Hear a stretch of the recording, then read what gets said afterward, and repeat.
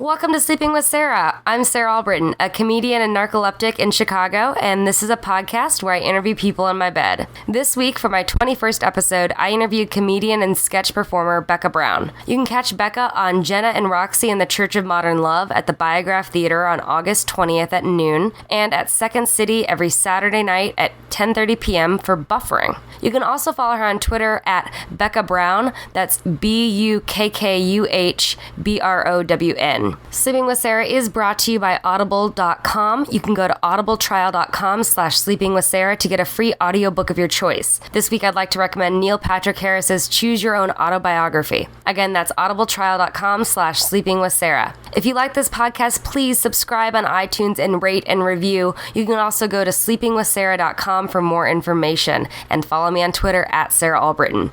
This week, Becca and I got into it talking about falling asleep during TV shows, bio-drag, identifying as queer, prom, and saying the L word. Let's get started with the show.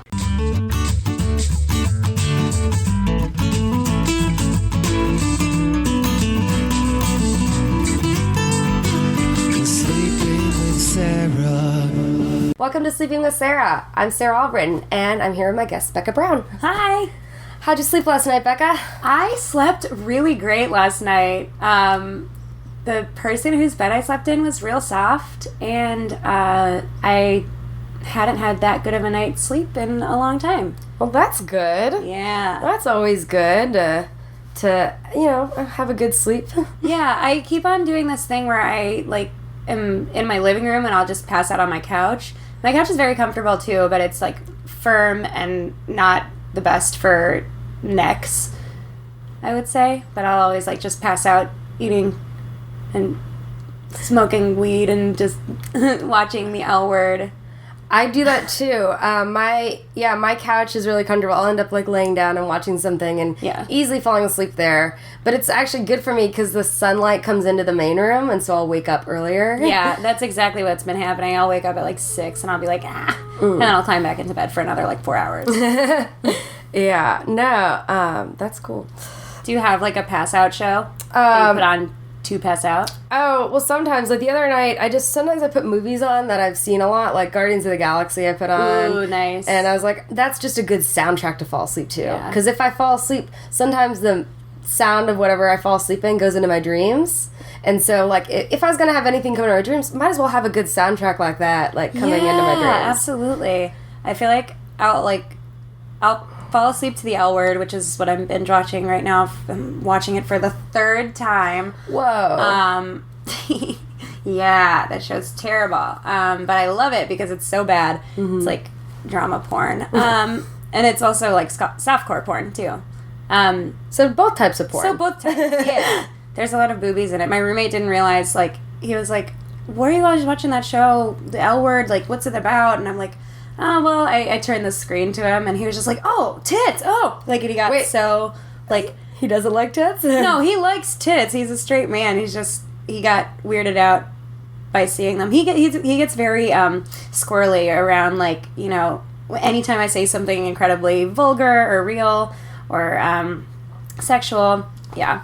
Oh. Understandably so, because I live with him. It's and we're completely just friends. Yeah. And we've never seen each other as anything but that. Well, I actually like having guy roommates. Me too. I have one guy roommate, and I've got another girl roommate, but she's moving to New York, and then another girl's gonna take her. I like the 2 girls, 1 guy mixture. Yeah. Because I've lived with more than 2 girls before, and that can get drama. I've lived with 3 other girls before.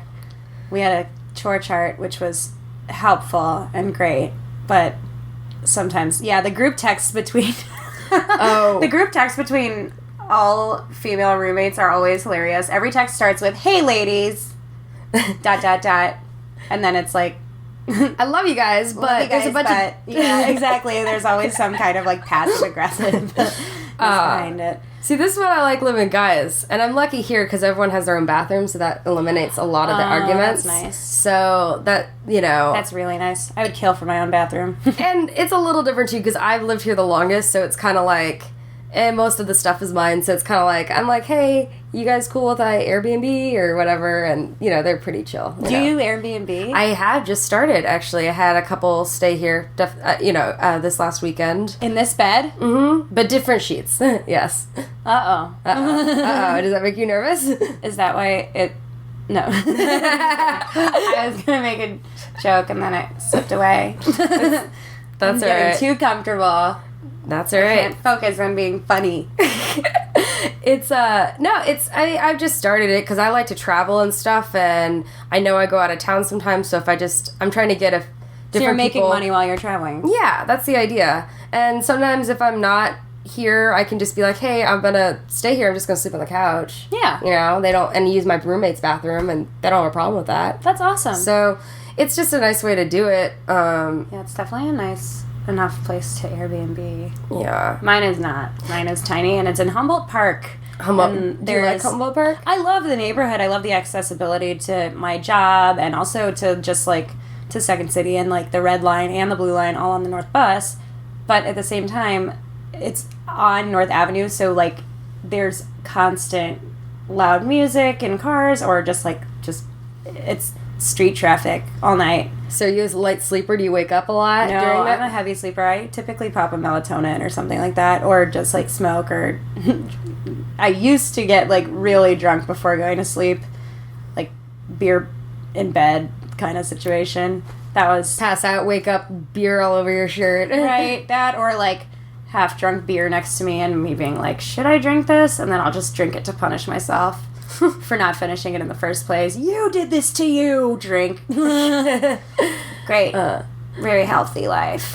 Hey, you know what? Comedians, we're not going off our healthy lifestyle, Yeah. We're not sponsors of Right. Whole Foods or anything. I don't think a comedian's ever been a No. spokesperson for Whole Foods or anything. No, Amy Schumer and Seth Rogen now are doing a commercial for Bud Light. Yeah. Yeah. I mean, that's the kind of thing. It's the opposite of Whole Foods. It's once weed's legal everywhere, and you can do commercials for that. That's Absolutely. that's who the demographic is. It's all gonna be comedians. Yeah, for 100%. Yeah, I feel we're not really the people focus so hard in the media on Kim Kardashian's gained so much weight, or Amy Winehouse is looking skinny these days. Aw, rest in peace. Too soon. It's always going to be too soon for Amy. But nobody says Louis C.K. has sure put on a few pounds, or yeah. I guess that's different for men though. Yeah. Amy Schumer gets a lot of criticism. Yeah, I think it's only really noticeable when it's a lot. When Seth Rogen lost weight, or Yeah, he looks great. Yeah. And I think it's only really clear when people lose a lot of weight or gain a lot of weight. But I think comedians, we get a little bit more of a pass because we're writers too. We're not just actors. We're creating our own stuff. Exactly. So hopefully that's the way. I don't know. I mean, you have more experience with the television Hollywood life, so no. As a child, sure. But I guess they don't really pressure kids to lose or gain weight. I never got that. But I did recently get told by a casting person, a person that's just in casting, I was like, why haven't I been getting work? And they were like, well, and they used this phrase about me being neither fish nor fowl. Have you heard that before? No. It's basically them telling me, this is 2 years ago, them telling me that I need to either femme it up a little bit or butch it up a little bit. Oh, no, I haven't heard that. Yeah, and I was just that's so weird to me because I had a shorter, more, butchy, not butch. It wasn't even, I don't know. But it was an asymmetrical haircut. It was shorter. Was it buzzed on one side or something? A little. It was just a little asymmetrical bob, and it was really fucking cute, and I loved it. But I would have that short, kind of edgy haircut, but then dress really, really girly. Mm-hmm. And people were like, "This confuses me. What does she like? Dicks or vaginas?" Why does that matter? And also both? But also both. So thank you. Yeah, so I decided to grow my hair out and kind of, I mean, I don't know. I think it's kind of weird. Like, labeling is so weird, especially when it comes to, like, femme versus butch. Like, I mean, some people it's very clear, but I feel like with me, I like to fly under the, like, all around ambiguity, like racially ambiguous and sexually, like, fluid and ambiguous too. No, I like that too. Like, I feel like when I do dress up for something, people are like, oh wow, like they're surprised because I wear shorts and t-shirts and jeans and stuff a lot. So it's like I like to be feminine, but it's usually with my non-comedy friends that'll go out and dress up. And yeah, for sure. Yeah, like I mean, now I'm all about this, like, drag, this bio drag scene. I think it's great. I think ladies doing drag is awesome because we get to perform femininity rather than living it and, like, you know, wait, what's hiding the bio and being drag? shame in it. Bio drag is when a cis woman, like, does drag. Oh, okay. Like, but drag queen, not dressing like a boy. So, like, I recently did a show at I.O. called Gender's a Drag, which is hosted by Chuck Nasty and the Duchess, also known as Kenzie Seibert and Chelsea Normand, and they're great. And it's a bunch of, you know, pieces, and they have drag queens, drag kings, they have just, like, people doing stand-up, all, you know, about gender, and it's very queer positive, very sex positive. It's so fun. But I did drag for the first time for that show, and I, like, painted my face, I put in a weave, wore this, like, banging, like, corset, and I wore, like, a padded bra for the first time in, like, 2 years. Oh, wow. And I was just like, I feel like my best self. Did you sing? I did. Yeah? Yeah. What'd you sing? I sang a bunch. I was kind of like their musical guest who did interludes in between performers. And what was your name? Donna Despair. Donna Despair. I like that. Yeah. And I did Dancing on My Own, Dancing Queen, Dancing with Myself, Dance in the Dark, and Fade Into You. And that last one kind of that sticks out is the show was prom themed. Ooh. And the Duchess had on this beautiful, like, purple, her actual prom gown, purple prom dress. It was great.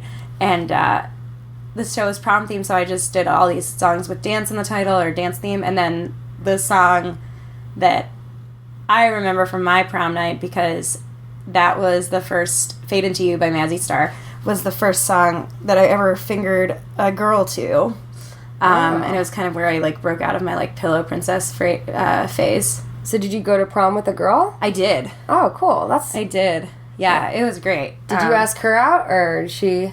I pressured her into asking me to prom. How do you do that? Basically, it was really high school-y. I told, I was supposed to go with somebody else, and then I had a falling out with them, and then I was just like, I don't have a prom date. And then I asked around, and I was just like, is this girl going with anyone? And all of her, like, close friends who I hung out with and stuff were like, no, you should ask her. And I'm like, but I don't know, she's more she's more of the, like, you know, the forward type, and I'm still kind of in the closet, and, like, it was very high school, so I, like, basically had her friends tell her that I was looking for a prom date, and then we went to the roller derby. This is the gayest shit ever. We went to the roller derby, her and I, and like, our mutual, like, circle of IB kids who were also just, like, really into the punk scene. IB kids? International Baccalaureate. Oh, okay. Yeah, it's, like, this program that high schools have. It's smart kid program? Yeah, kind of. So you're a smart kid. You got good grades. They were all in that program. I was not in it. I just was there by proxy. But it was an all-around, it was a smart school. But yeah, anyway, we went to the roller derby, and we went back to our friend Spooky's house, and I remember just getting so drunk off definitely PBR, and at one point she and I just started, like, making out, and we were, you know, in this bedroom, and she's, you know, giving me a massage, and I was just like, I turned around, and I was like, did your friends tell you what I asked about? And she was just like, yes, I'll go to prom with you. Nice. And there it was, and we looked so cute. We both wore dresses, and people were like shocked because she was not the type that would wear a dress, and she looked great. I ran into her like a week ago outside of my job. Oh, wow. And she was with her like girlfriend, and I was just like, you were my first Oh. beautiful prom date. Yeah. But anyway, I had been with girls before, like, just, you know, I'd let girls like go down on me or like play with my boobs and stuff, but I'd never Been the one that did the doing. So this song "Fade Into You" came on. I just remember at the like prom after party, and that's like the first time I fingered a woman. Oh, Changed my life. That's great. I didn't do that until later. I had crushes on girls in high school. I had a crush on a girl in my lit club or something that was like a year younger than me. And I still think about it because I just remembered, and I remember like that was like the first girl like I had a crush on. Like I was almost nervous around her, and I'm still like Facebook friends with her, and she's amazing. She's traveled all around the world. She's like a biologist. She's like, she's doing like really well, but I never like, I was never that open that young, you know, at that age. I kind of wish I had been, but it didn't open up till a little bit later. And yeah, until like, oh gosh, just like probably 5 or 6 years ago, I probably was the first time I was like with a girl. So yeah. And I definitely knew from a young age that I was queer. I didn't know what to call it until I was like 10, when I learned kind of what, like, not 10. I was a little younger than that. I guess I found out when I was like 8. I knew when I was like 5 that I had special feelings for women and boys too. But it was specifically older women, like, that I was always just infatuated with. Like my dad had a lot of like close dude friends who would always just be cycling and new girlfriends. I just remember this one lady who I don't remember her name, but I just remember like the smell of her hair just made me, like 5-year-old little Becca, just I would not let her hand go for oh my gosh, a whole like day that we were all spending together as my parents, my baby siblings, and my dad's friend Wayne and his girlfriend. And I was just so infatuated with this woman and she taught me how to brush my hair properly. And my dad will always bring it up too. He'll always say, like, remember what Wayne's girlfriend told you how to brush your hair? And like, did she just notice Wayne's girlfriend? Is that... Yeah, because we all forgot her name because I think they only went out for like a very short period of time. I'm pretty sure it was Stacy or Tracy or something. Yeah, something 90s like that. Stacy or Tracy or... Yeah, Trish, maybe. It was great. No, I just, like, I remember that distinct moment being, like, the first time I ever felt, like, special feelings for a lady. And I think I had special feelings for ladies before I did for men. But, yeah, and then I had a crush on my second grade teacher. I would hold her hand, and I wouldn't let it go either. It was just, like, a weird, like, attachment thing. I don't know. I have no idea. I'm trying to work all that out, which is why I'm watching The L Word for the third time. Well, I think... Terrible show. Watch it. Terrible show, but watch it. It's so stupid. You get sucked in. I haven't seen it, actually, so... Uh-oh, you're like, I need to watch. Is that HBO or? It's Showtime, but it's on, all of it is on Netflix. All 6 awful seasons. Yeah. Well, I think the problem is sometimes it's not, things are still being defined right now. Yeah. And, like, as a kid, I wasn't of the thing where I knew it was, like, where I knew as much about, hey, you can like both guys and girls. You know, it's confusing. Yeah. When you're that young too to get that. Mm-hmm. And I don't know, I think I still sometimes mistake like a really love of friendship for a love in a different way, you know? Yeah. So I think there's still like that confusion Sure. even as an adult sometimes. Mm-hmm. It's like, Absolutely. oh, I really love being around this person. Oh, I think that there's something here. And then you kiss them and you're like, no, there's nothing there. I just really love, you know? Yeah, it was so, I mean, I was telling you this earlier, but I've been having a lot of, like, vivid, crazy dreams ever since I kind of have been, like, laying off on drinking so much. And I've been having these, like, crazy sex dreams about my coworkers. Like, just all... Like you guys all of them. Like you're all having an orgy in the... Not all of them at the same time, but there was one where I was in a threesome with, like, one of my close work friends and my fucking boss. And like, I was just... The next day I had to see both of them and I was just like, oh my god. But there was one where I was just watching two of my coworkers have sex. That was weird. But I had one about this girl that I work with, and then like a couple days later we were all having a cigarette outside after we were done working, and she was just like, yeah, I don't think I could ever like play with a pussy. I don't think I could ever hook up with a girl, because the one time I did like kiss a girl, like we made out for like 2 seconds and I was just like, meh, I don't get anything from this. But I was just like, I want, like, my heart and brain, it was just, like, telling me to, like, shut up, and I didn't say anything, but I wanted so badly to be like, it's not just about the gender, it's about the person. Yeah. But everyone has their own thing, so, like, if you know... No, but just because you, like, I mean...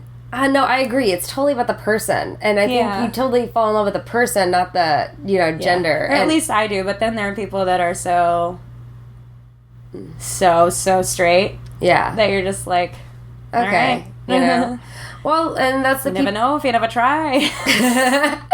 Well, and it's the thing I think some people are afraid of is how do you know if the person's responsive? So that's again like I think how I felt about my crush in high school and my crush in college. It's like, how do I, you know? Exactly. It's like, how do you know? And will you fuck up a friendship if you make a move and they're not that way? So I think it's hard to determine that, especially if you're from maybe a smaller town or don't know a lot of people in that community. Exactly. So it's like one of those things.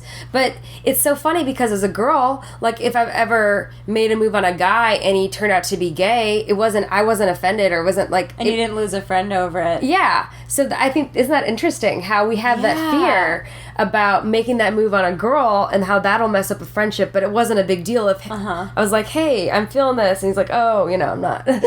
There's this one, there's this one episode of The L Word where a lot of the, like, in the first and second season, there's a lot of flashbacks. That's just, like, a weird device that they use to, like, show plot shit.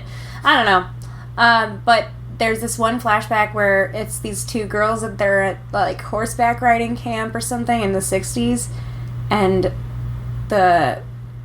one of them is, like, moving away, and she's like, I'm moving to Boston, and the other girl just, like, kisses her, and they start kissing, and then one pulls away. She's like, Sharon, what are you doing? We all have feelings, but sometimes we just have to, you know, keep them in. Doesn't mean you should act upon them. And then the woman who made the move originally ends up being the, like, Republican mother of one of the out lesbians on the show, who says, and she says the same thing to the daughter when the daughter's trying to come out to her mom. It's, like, heartbreaking. That's oh my awful. God. Like, yeah, I think that stuff is slowly going to fade out as our generation gets definitely. older. And this show is now, like, over a decade old. I think it came out in, like, 2005.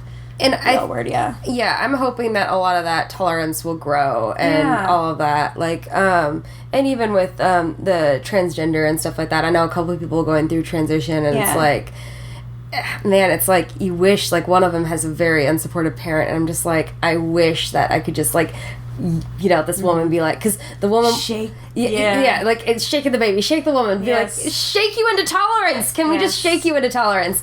And for real. Well, the thing is that this woman was very against her being her daughter being a lesbian at first, and then her daughter's like, well, I'm gonna, switch genders, and then she still was very, completely in denial about it. Won't refer to him as him. Is him, he has a different name. All the rest of the family refers to him as him. The mother refuses to, and I'm just like, I don't know.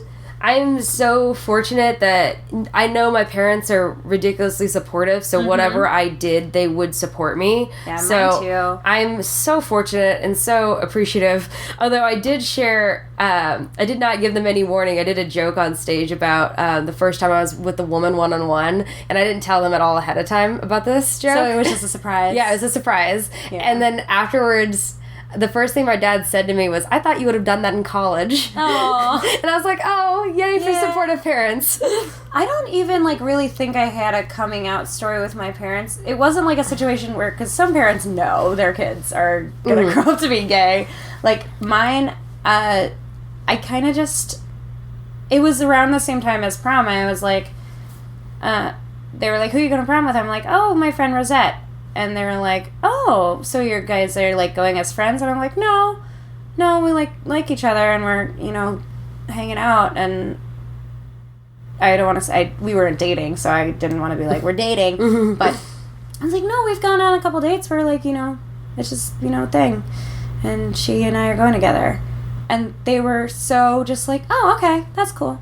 And I think that's just because my dad worked in the retail industry for years and has a lot of gay friends and lesbian friends too. My parents are both very just progressive about that thing. And now my brother is coming out as genderqueer and prefers the they them pronoun or she, just not he.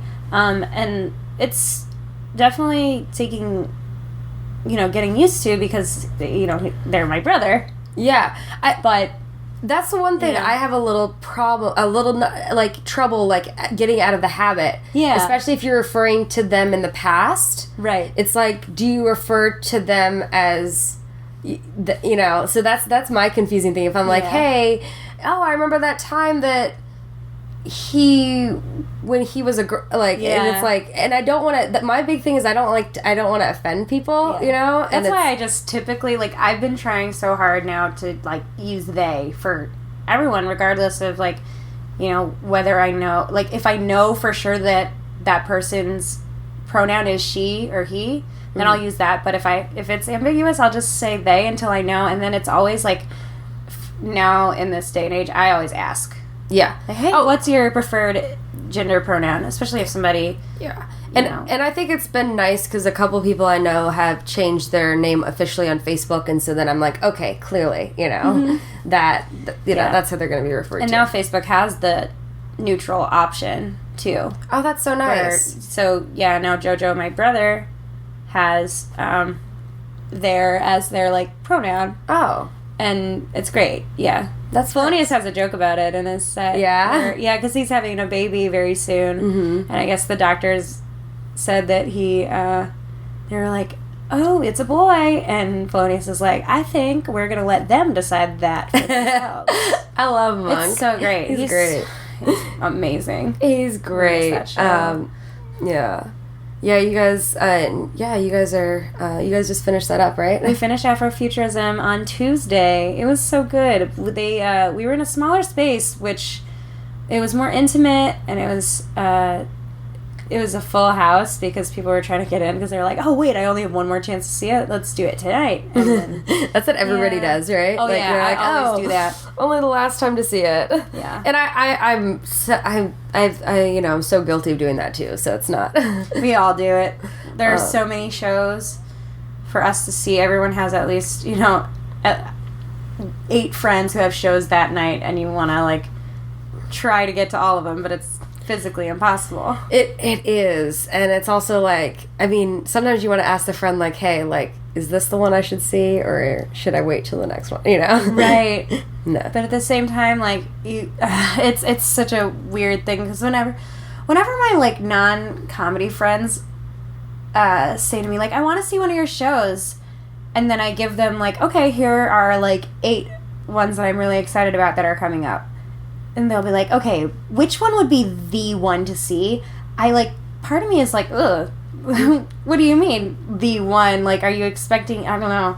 Well, I think it's different because they don't understand that what you do, because you do a lot of sketch, you do songs, you do a variety of things, like, you're not doing the same thing every time. Versus if you're asking, like, a stand-up, it's like, oh, I'll do probably similar sets at different places, but then I've also got my sketch show I do, so it kind of changes. True. So I think maybe they're thinking more like that, like, they don't, I think they just don't know, and it's just about educating the non-comedians.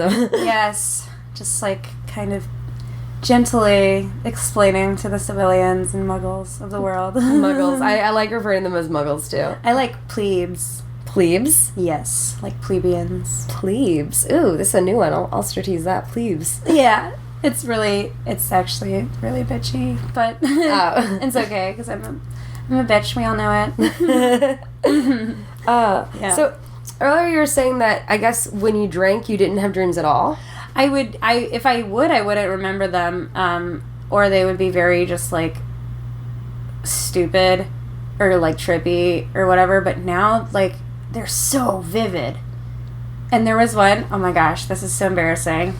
Oh my god, I told him already, but this is, so I had a dream that Dwayne Perkins and I, do you know Dwayne? Mm-hmm. Yeah, Dwayne Perkins and I were at this abandoned pool, but there was water in it, and we were doing, like, synchronized swimming, and then he was like, I have to go to the bathroom, and I was just like, yeah, me too, and we went into this, like, abandoned locker room, and there was only urinals, there were no toilets, and he was just like, you have to go in the urinal. And I was just like, I do, you're right. And I was just, like, focusing in the dream so hard on not missing that I actually, like, started to pee. Oh, wow. Completely sober.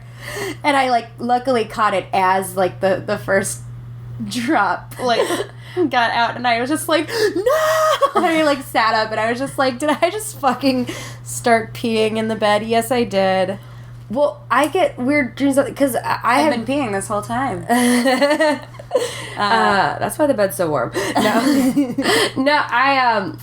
I used to have all these. I have hallucinations too when I first wake up or when I'm getting really tired, and so I'll do things that are really realistic. So when I do stuff like that in my dream, sometimes I will. And as a kid growing up, I think there was, like, a couple occasions I was, like, 13 and maybe once when I was 15 or 16 when I did that, when I actually did pee. Mm-hmm. And it was, like, so, I was like, oh my god, like, I'm past this age, But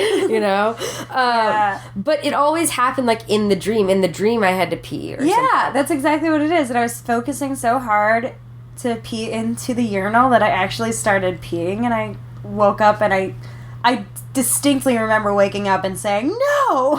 Like, and I looked at the clock, it was like 2 a.m. I'm like, oh my god.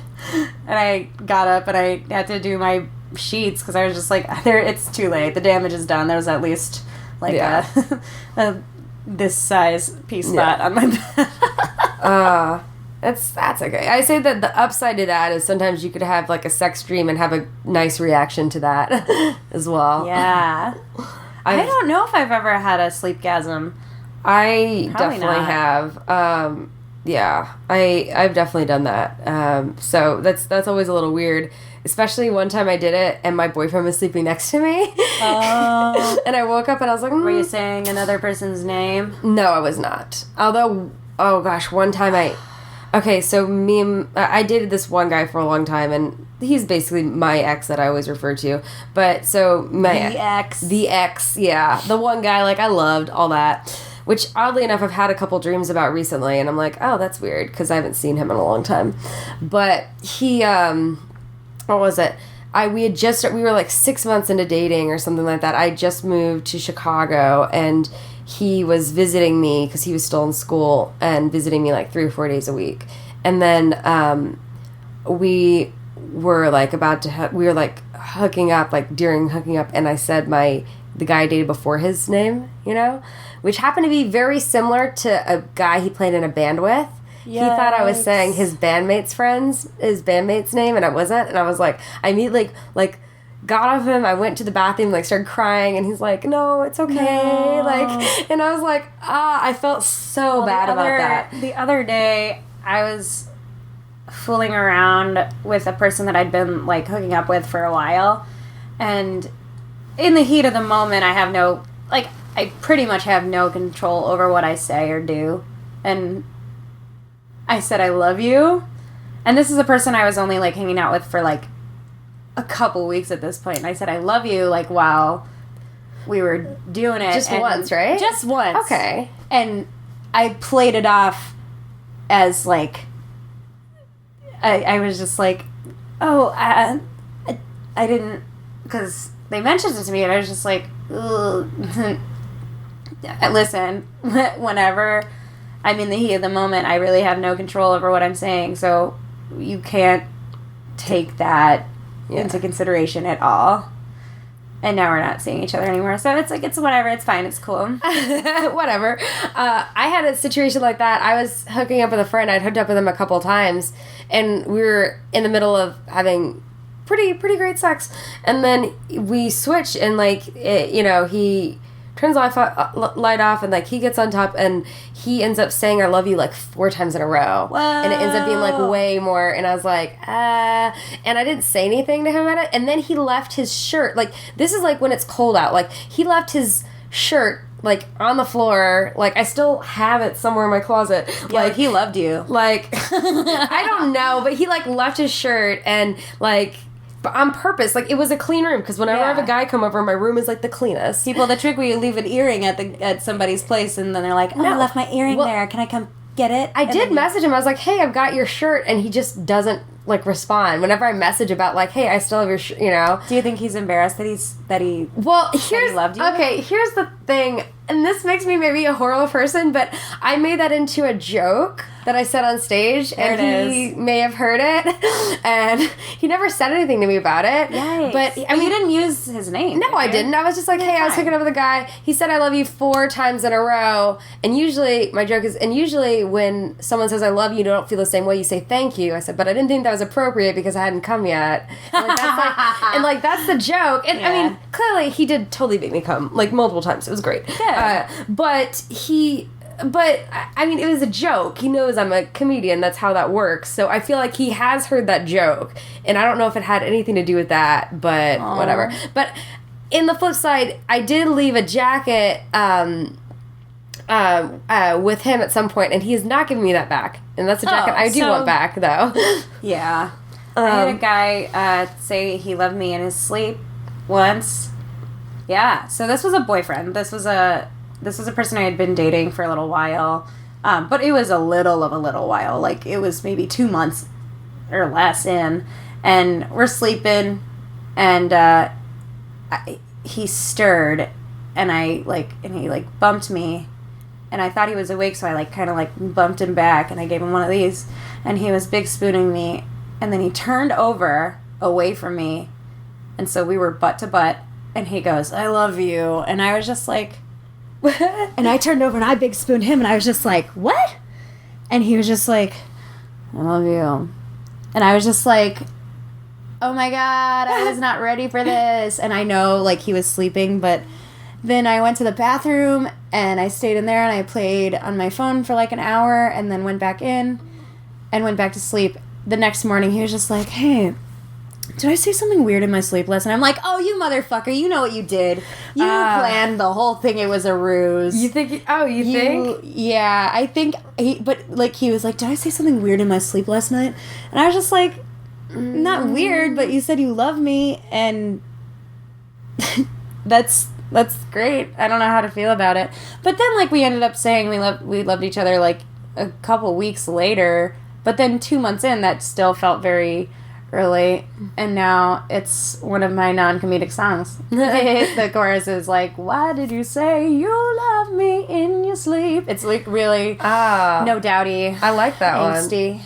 Yeah, I think that's I think it's always interesting, like with my ex, I did say it when we were kind of sleeping, like I think I like whispered in like his ear, I was like, I'm falling. I always say, before I say I love you, I say I'm falling in love with you. So that way it's not like the I love, you know, it's like the I'm falling in love. I'm getting there. You know, and it's like that way they don't feel the pressure to be like, I love you. Yeah. It's not like the statement, it's like the Ooh, you know, that's what But I mean, I haven't felt strongly about anyone in a while, and it kind of sucks. It's like I wanna have that connection, but I feel like I'm just so focused on what I'm doing. It's like I'm either not allowing it to happen, or it's like I'm just bored. I get bored super easily. Me too. 5 weeks is my, like, you know, that's when I start to either, like, really get into it or just, like, start to, like, fizzle. 5 weeks. It's always 5 weeks. Yeah. Like, it's to the wow. Pretty much.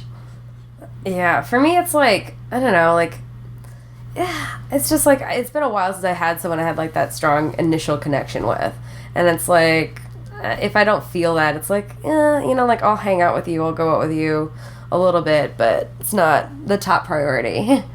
Yeah, but I like that. I'm getting like nostalgic now thinking about that guy. He was like, you know, he was great. He was a great dude. He ended up just going to grad school, and I was just, like, not trying to do a long-distance thing. But he had the perfect wiener, like, everything. And now he's back in Chicago, like, all the time for shows and stuff. And I was just like, memories.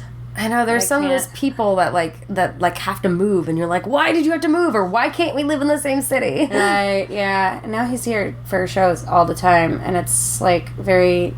I don't know, we're cool, like, we're just, like, good buddies now, and it's great. Have you ever dated somebody again, like, a second time around, like, years later? Years later? Let me think. No. I've definitely, like, you know, fucked somebody that, like, I went to high school with, and we'd always, like, flirted with each other, or maybe, like, we did have, like, a brief relationship, but I wouldn't have sex with guys in high school until I was, like... Or in high school, really, I think I only had sex with one guy in high school, and that was basically it. And it was all, it was all just, like, top stuff and, like, making out. So, like, maybe it was a guy that I, like, made out with a couple times in high school, and then, like, we run into each other at, like, a bar or something, or, like, at my job, and then, like, well, we should exchange numbers and hang out sometimes, and then we fuck, like, later in life. But I've never... Have I ever gotten back together with an ex? No, I don't think I would either, just because there's a reason why it ends. Yeah, I agree on that. But I've definitely done the thing. It's actually pretty recently too. I hooked up with somebody that I knew from high school, and yeah, it was not an expected thing. It was just like, hey, I'm hanging out, I'm in this area, like, and it just ended up happening. I was like, okay, that was fun, you know, unexpected, but then it's like always wondering, like, like, but we never live in the same city, so it doesn't matter. Where are you like, from originally? I'm from Louisville, Kentucky. Oh, yeah, okay, yeah. See, Chicago is. I'm from Chicago, so all of us CPS kids, like, run into each other all the time, and there's so many people that, like, grew up to be so freaking hot. Like, they are in their prime now, and of course they're all, like, either in very serious relationships or about to be married, and I'm just like, well, this is my chance. Yeah, it's always that. Or you see someone, like, you're like, hey, you know, I did hook up with this person, I, you know, liked them at high school, we never ended up moving in the same city, oh, he's in a relationship, that's probably going to be the one. He's probably going to marry her. Yep. You know? And I'm like, I'm happy for that person, but I'm like, you still wonder. Isn't it great, though, when you see somebody that you went to high school with or, like, college or knew earlier in your life, and they were, like, shitty to you, and now they're, like, either, like, getting a divorce or they're fat. That is a good... that's a good schadenfreude, you know, to, like, enjoy that. Yeah. It's like karma did get you. Schadenfreude. Yes, making a pleasure out of other people's pain. Yes, I learned that from Avenue Q. Oh, yes, me too. Nice. Okay, I'm glad. I love finding out that people are musical theater aficionados. I like, and I'm going to see Hamilton, but not till March. Nice. I did get tickets, but they're not, I wanted to get nicer tickets, Nice. I wanted to get closer tickets, but, like, it took me, like, 3 hours trying to get tickets for it, and I was like, dang. But I finally got it, so I'm happy, I'm happy I'm gonna see it, that's all. I'll probably do the lottery a bunch of times. I'm probably still gonna do the lottery. Yeah. That's how I saw Wicked, I liked that. Oh, Wicked, I saw Wicked here with Shoshana Bean, and she was just so good. but the best like Broadway show that I saw in Chicago ever was Spring Awakening, because Craig from Degrassi, Jake Epstein, was Melchior. Oh. And I got to see his butt, because he shows his butt in the play, and it was such a good butt, and he was so great. And then like when I was in the bathroom at intermission, it was like 8 of the cast of Degrassi girls were in the bath. So Liberty and friggin' Holly J and Darcy and Paige, like they were all in the bathroom, and I was just like, oh my god, I watched you grow up on screen. That show is like, the L Word is like my Degrassi now, because I was obsessed with Degrassi when I was in its prime with Drake, before he was Drake. Are you glad that people don't go up to you? Are you glad that you chose to do what you did instead of people coming up to you and being like, I grew up watching, you know what I mean? Yeah, absolutely. Yeah. I was close to having that, like that kind of child stardom, where I was going to be in public eye, and it ended up being a blessing that Miley Cyrus came into that audition with her dad and was like, hey, we're a package deal. It was a blessing, because I was very close to being Hannah Montana. Oh, wow. And I'm fucking glad that I didn't get that, because, I mean, Disney turns young girls into these fucking, like, nightmares.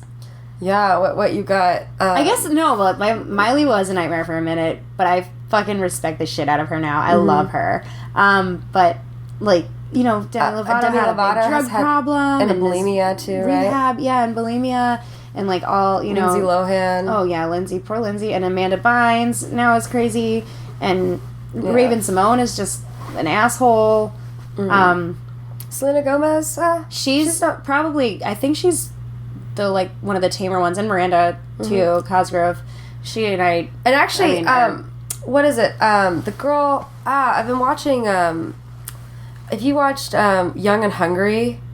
That's on Netflix. Oh, man. Emily Osment. Emily Osment. She's not bad in that. Like, she's like a main... She went from being the like sidekick to being the main person. Is she good on that show? She's very likable. Yes. Nice. She's incredibly likable. Good for her. Haley Joel Osment turned out okay, too. He just got really fucking doughy. Yeah, he looks not great. No hate, no body shaming for Haley Joel. So was it your decision ultimately to do that, or was it like... It was a little bit of mine and my mother's, like...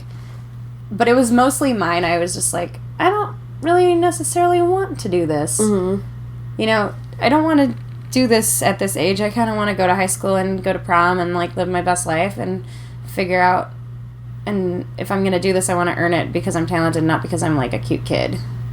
Wow, that's very smart to say. How old were you when you thought that, like... 12. Wow. 13. That's pretty... Yeah. That's pretty smart. And then I just started doing theater and doing stuff that I actually wanted to do. And now, you know, I'm still on that journey, like, breaking away from certain, like, sketch groups or, like, you know, improv theaters or, like, shows to do shit that I want to do. Like, I broke away from a sketch group I was on for 3 years to do a musical. Mm. Oh, wow. And, like, yeah. Now you've got your... How long have you been doing the musical comedy? That I've been doing almost a year now. Oh, wow. Yeah. I mean, I did... that recent. Yeah, I did musical sketch with a group at Stage 773 for a little while. That was a lot of just, you know, writing and funny songs and stuff. And I also did the Music Improv Conservatory at Second City, which ends in a musical sketch review. So I've been writing musical comedy for a couple years now, like almost 5 years, but doing it just by myself and performing like stand-up-y sets where I'm doing jokes and then playing some of my songs, so kind of like Bo Burnham-y shit. Mm-hmm. That's only been like a year. Oh, wow. Yeah. I didn't realize that. And I didn't start doing it as regularly as I do it now, like, which is maybe like 3, 4, 5 times a week, until right before I did Secrets. Oh, wow. It was whenever the whole thing at I.O. happened with Sharna posting that horrible status. Yeah, and that's like when I started seeing this, like, recurring, you know, let's keep booking more ladies. Yeah. Which is great. Thanks, white men. Yeah. But I think that's really cool. I had no idea. I just remember hearing you and I was like, oh, really great. We should book her. And that's not like all that was. It was like Shithole, man. Shithole's where I got started doing that stuff. I love Shithole. Yeah. It's so fun. That's such a cool space and a cool indie room. It's just they're creating something really, really unique. Oh, yeah. I wrote the Butthole song for Shithole. Oh, you did? I did. Oh, that's great. Yeah. That's fun. And did you always play guitar? You play guitar and ukulele? Since I was 4. 4? Yep. How does a 4-year-old learn how to play guitar? Very, very carefully. They literally start you with just like learning how to finger pick, like this, and all on one string, and then they add in the second hand because it's multitasking. Guitar can be hard for a kid, but the first song I ever learned was Twinkle Twinkle, it was Hot Cross Buns, which is just meow meow meow meow meow meow, like over and over. And I started taking lessons when I was 4, and then Did your parents play? no, my mom played piano and flute and is a singer, but she hasn't picked up an instrument in years. But we just, I guess, have a musical family. My grandfather on my mom's side can play pretty much every instrument. He could play at least one song on each instrument. Yeah, and That's that song insane. is probably like Yankee Doodle or some shit. But he's a very musical guy, very naturally gifted. My grandmother on my mom's side was a singer as well, and my mom's a singer, and my dad doesn't do anything musically, but he likes to support. My brothers both are musicians, and my sister can sing. We're all very musical family. That's awesome. Every year we do a Christmas video where we sing and play. Is that like a video Christmas card almost? Yeah. That is awesome. That's adorable so cool. and saves money. Yeah. And my parents don't have to do anything. They're just like, we won't be in it. We'll just have you guys sing a little. That's awesome. Yeah. My family wasn't as musical. They tried to get me to play violin when I was a kid, but I was very small for my age. Even for the child violin, it was still too hard for me to do the strings. Yeah. So I quit after a year, and I wish they'd started me on piano or something a little easier. Yeah, I wish I had learned piano. I also wish I had done more dance as a kid. That's my one regret, because... So with dance, I went to a private school in kindergarten, and I started, we had a ballet class, but then there was a PE, right? And instead of girls going to PE in kindergarten, they went to ballet. So I immediately started hating ballet because of the sexism. It's wow. I was like, I hate ballet because the boys get to run around and have an extra PE time, and we have to dance. And I was like, that's dumb. Yeah, it was like a super uptight Catholic school where they had nuns, and we had to go to church during the day on Wednesday, and we had religion. It was very uptight. Yeah. And so, because of that, I initially, at a young age, started to dislike specifically ballet. Other dance, My mom told me that I couldn't do ballet anymore because I would get in trouble for just lifting up my tutu all the time and lifting up other girls' tutus and trying to see. I guess I always knew I was a fucking lesbian or bi or queer, curious, all of the things. I don't really like to label myself as bi because that's kind of it's a half and half thing, and it's really not for me. It's more... What are you like? I would say that I'm probably... It really depends. Mm-hmm. But,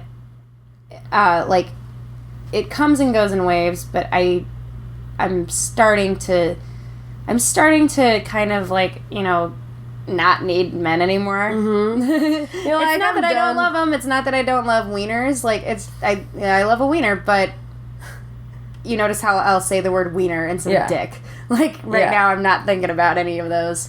Well, it's just, I think it's interesting because I found the women that I've been with, they're way better with communication and with other things. And it's wow, you make me feel not self-conscious about this thing that I'm self-conscious about when I'm with guys. Mm-hmm. And it's this different level of understanding because you're the same sex and you get each other. It's like anytime I've been picked up by a woman, it's like they know exactly what to say to make me not, like, they make me feel beautiful and amazing, and I feel like they're being genuine. Yeah. Now, that doesn't necessarily mean that they're not gonna, like, text you on Valentine's Day and say, I need to reestablish myself, and ditch you at Green Street Snug Meats while you eat 2 pulled pork sandwiches by yourself on Valentine's Day. But that's, you know, that's still, like, I think women with other women understand each other better, and it's gonna at least seem like a healthier relationship at first, and it'll be exciting. At first, you're like, it'll seem healthy. and then other things get in the way. No, I've actually never had a like, crazy, like, malevolent breakup with a woman. All of my bad breakups have been with dudes, and I've never really had, like, a crazy... Just a reminder to, like a little alarm, just to remind us to time-wise. Yeah. Like, I've never had a very, like, crazy throwing shit, like, fight with a girl. Anytime I've ended something with a girl, it's been either because, like, they cheated on me, or like I was just, like, in a different place in my life where I couldn't really focus on a relationship. But yeah, I don't know. Well, it seems like women tend to be more mature about that, I think, so I would hope so. Yeah, I don't know. I think guys just, I don't know, there's just so many different types of guys and different ways they react and things, so Oh, absolutely. But I don't know. But as we're starting to wind down, there's always a question I ask. We talked about dreams earlier, but I like to ask people, like, what your dreams are for the future. For your... Oh my god. I know. What do you think they are?